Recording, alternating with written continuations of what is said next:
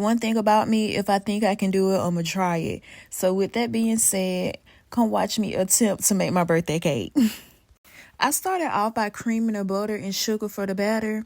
And once I got ready to do the dry ingredients, y'all, I did not have a sifter. I was in there trying to use a strainer and everything, but that did not work. So we just had to continue with what we had. Once the batter was done, I added some sour cream to it. I don't know, I just see people doing this. And why I only had one pan, so I had to bake one layer and bake the other one after that one was done.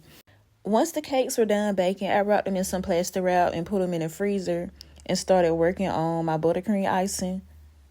I started to do the crumb coat, and this really was a trust the process moment because I did not have none of the right tools. It took me almost an hour to get that icing on that cake and get it spread out and somewhat smooth.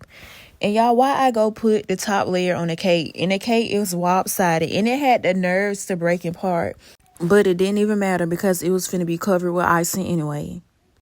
Once I was done with the crumb coat, I put that cake in the freezer till the next morning because I was not about to let no cake stress me out all night. When I woke up, I made me another batch of icing.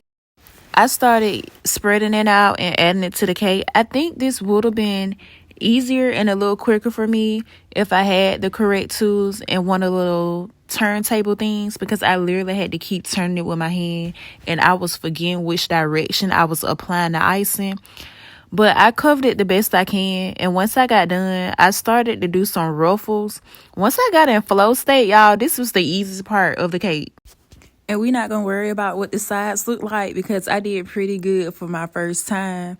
I added my luster dust and my little cake topper. And this is what it looks like afterwards. And they said it was good, but they could tell I didn't sift the flour.